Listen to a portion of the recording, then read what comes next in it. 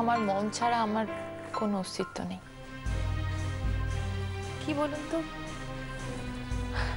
জীবনের এতটা পথ হেঁটে এসে আজকে আমার মনে হচ্ছে যে সত্যি আমার সামনে আর কোনো পথ খোলা নেই।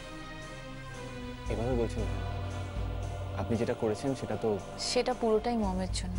কারণ মমকে যারা এই পৃথিবী থেকে এইভাবে সরিয়ে দিয়েছে তাদের জবাব দেওয়ার জন্য।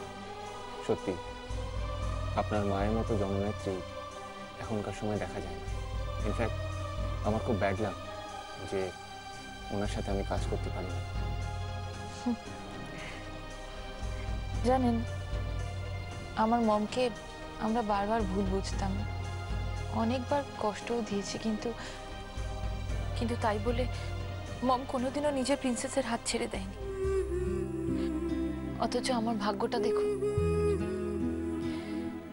মমের জীবনের শেষ কটা দিন মমের সাথে থাকার সুযোগ পেলাম না। আজকে না মমের বলা কথাগুলো আমি আমি খুব ফিল করি। মম যা বলতো একদম একদম ঠিক বলতো। মম বলতো জীবনটা বুদ্ধির খেলা, অনেকটা অনেকটা দাবার মতো। সেখানে বুদ্ধি যদি হয় মন্ত্রী, তাহলে মন হচ্ছে নড়বড়ে বড়ে।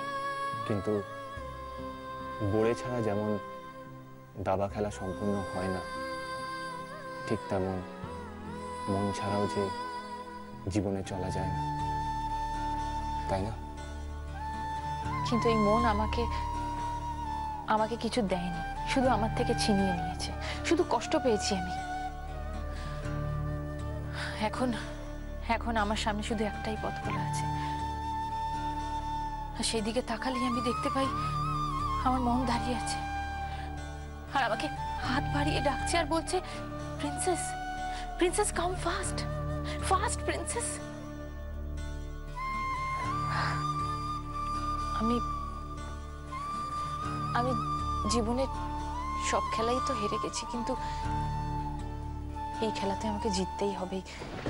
রাজনীতির পাশা খেলায় আমাকে জিততেই হবে।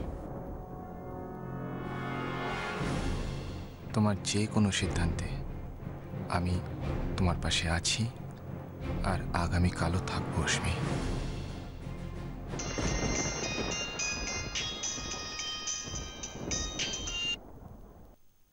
হ্যালো, হ্যাঁ হ্যাঁ মাসিমণি বলো। কি বৌমণি? বৌমণি ফিরে এসেছে?